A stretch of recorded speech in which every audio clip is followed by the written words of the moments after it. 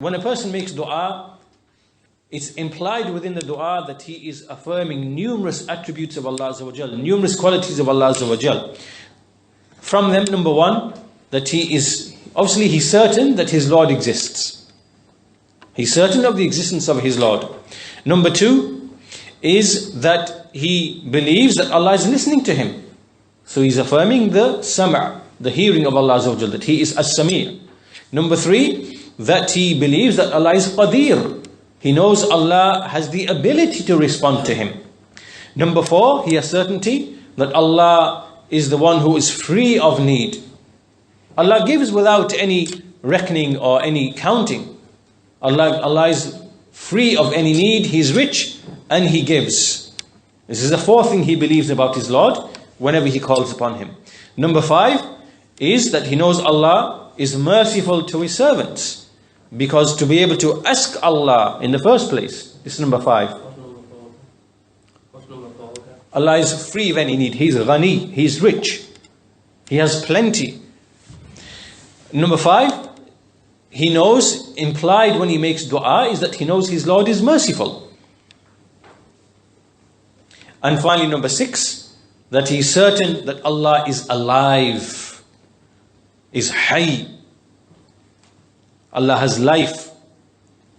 And so all of these things, basically when a person just merely makes dua to Allah, it's implied by the fact that he's making dua that he is affirming all of these attributes of Allah Azza wa Jal. And so this really shows that when a person makes dua to Allah, the one who often makes dua to Allah, he's more complete in his tawheed. A person who we see him hardly making dua to Allah, raising his hands to the sky, asking Allah for the good of this life, the good of the hereafter, safety in this life, safety in the hereafter, and he makes use of the du'as that we find in the sunnah. Rarely do we find him do this. This is a deficiency in his tawheed, and a weakness. And as for the one who is often and frequent and abundant in his dua, then clearly because dua has all of these things attached around it, this knowledge of Allah, His attributes, and what is implied that a servant has certainty in them, then it's something that is a sign of his strength in tawheed, that his heart is attached to Allah Azza wa Jal. So that's what this indicates. The third affair in relation to this is that Allah Azza wa Jal has put conditions when a person makes dua. Sometimes a person might make dua and he will not be answered. And there are certain reasons for that, because he hasn't brought all the conditions. And he hasn't removed all the preventative barriers. And we should look upon that in a bit more detail in what is to follow separately. That's the third issue. And the fourth issue in relation to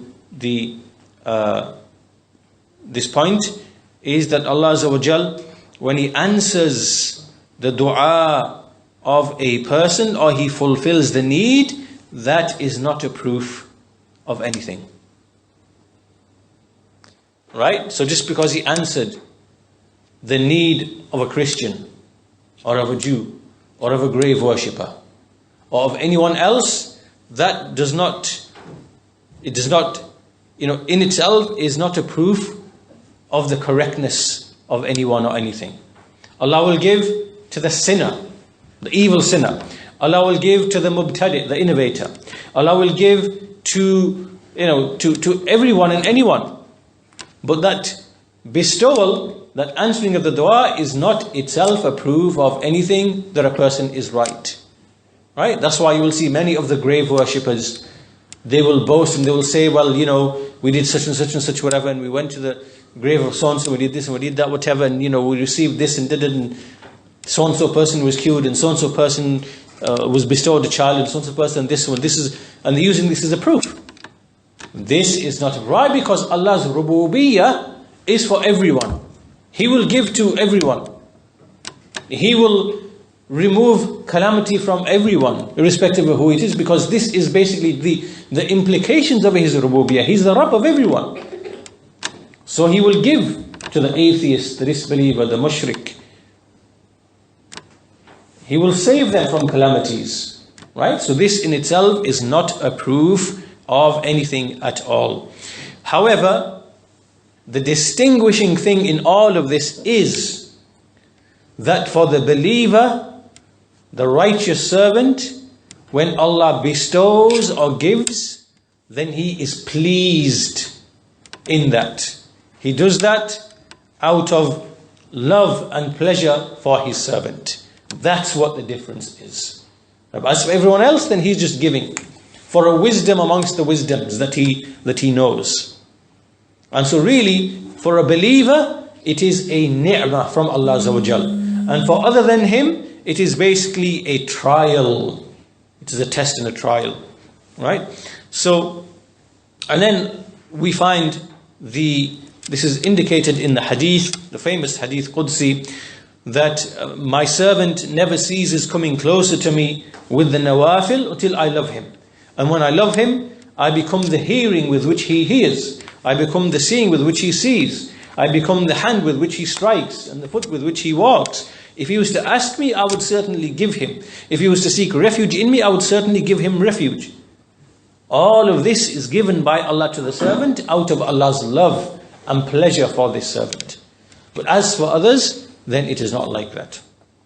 So that is the third issue of the 5 issues, and there were 4 points in all of that put together. This now brings us to the 4th mas'ala, which is the issue of how come when a person calls upon Allah Azza wa Jalla and he doesn't give the servant, and he doesn't give to the servant, despite the fact that Allah has said, and your Lord has said, call upon me and I shall give to you, I shall respond to you. وَقَالَ رَبُّكُمُ ادْعُونِي أَسْتَجِبْ لَكُمْ. So, there are a number of reasons why a person will not be answered. And so the Shaykh goes on to mention that hadith that we mentioned in the previous lesson. There is no Muslim who calls Allah with a supplication in which there is no sin, asking for something which is a sin or cutting off of ties, except that Allah will give him one of 3 things. Either he will hasten in responding to his supplication, or he will remove some evil from him, or thirdly, he will save that for him till Yawm al-Qiyamah. Right? So there are 3 ways by which Allah Azza wa Jal will deal with his servant. So meaning, either he will respond to him and give to him, or he will remove some harm from him, or he will save the reward of that thing till Yawm al-Qiyamah. And Allah Azza wa Jal, we know that He knows best what is in the interests of His servant. So when a servant thinks or is making dua and Allah is not answering his dua according to what he sees, then he should understand these things, that Allah Azza wa Jal could have been removing harm from him. Allah Azza wa Jal could be saving the reward for that for him till Yawm al-Qiyamah, when he is most in need of good deeds and reward. So that's one thing. The second thing, so this is one explanation that we find clearly in this hadith. And the second thing is that a person might, a dua has conditions, and you can't ask for things which are haram. You can't ask for something which is haram. You can't ask for cutting of ties. You can't ask for things which are unlawful. So this is why your dua will not be answered. And likewise, we said that there could be things which could be preventing your dua from being answered, such as unlawful haram which a person is eating, haram which a person is drinking, haram by which a person is clothed by. Right? Now, this is something we mentioned in the previous lesson as well. So this is a second reason, and so this is the second reason. And finally, we'll come to the 5th and final point. So that was point number 4 as to why a dua is not answered. And finally, we'll come to the last and final issue, which is that as Allah Azza wa Jal, when we know that He responds to dua, He fulfills the needs, He gives to the one who asks, then a person must prepare himself to make dua in a way that will ensure that he will be answered. And to understand this point, the Shaykh presents a beautiful statement from Umar bin al-Khattab, which shows the beautiful etiquette or behavior in terms of how a person should be with respect to dua. So he says, indeed, I never made my concern to I never made it my concern to think about Allah answering, but rather I made all of my concern focused around the dua itself. And thus, when the dua is done successfully in the right way, then the answer will come. Right? So in other words, he's not thinking or concerned about Allah answer me. What he's thinking and concerned about when he's making dua is this dua being done in the right, correct way? And putting all of his focus upon that and making sure it's going to be, like basically he's doing everything to make sure it's going to be answered. When he does that, then the answer will come, because it's guaranteed. Right? So this speech here by Umar ibn al-Khattab is great and mighty speech. And in thinking about this, a person should realize, who is it that he is calling upon?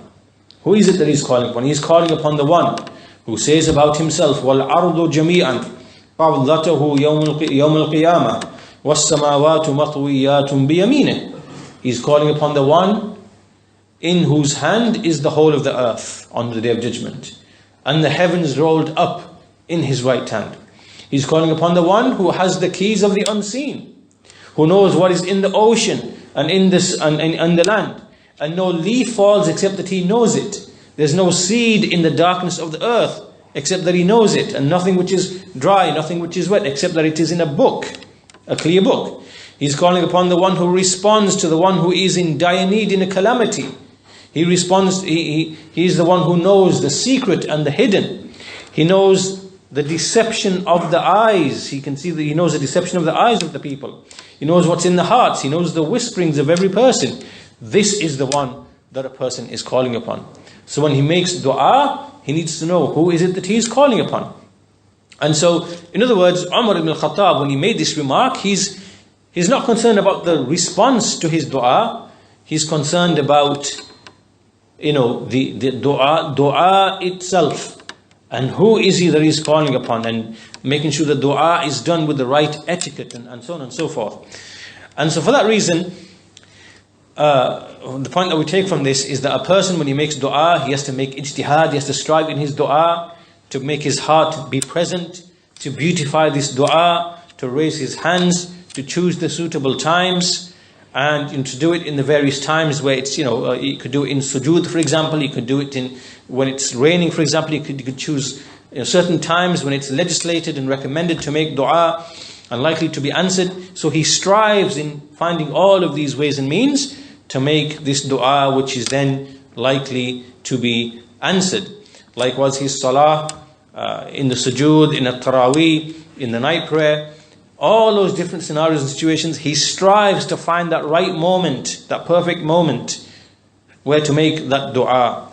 This is what is meant by the statement of Umar bin al-Khattab radiyallahu anhu. But as for when he's just haphazard and just casually is making dua and his heart is not really present, and you don't really feel in his heart all of those things connected to the tawheed of Allah, His names and attributes, the heart is not really present, right? Then this will be reason for the dua never to be answered. And he could be sinful when he makes dua in this haphazard way, and he asks for things which are not lawful, and so on and so forth. So this point here then is a great and mighty affair. And with that we conclude, we come to the end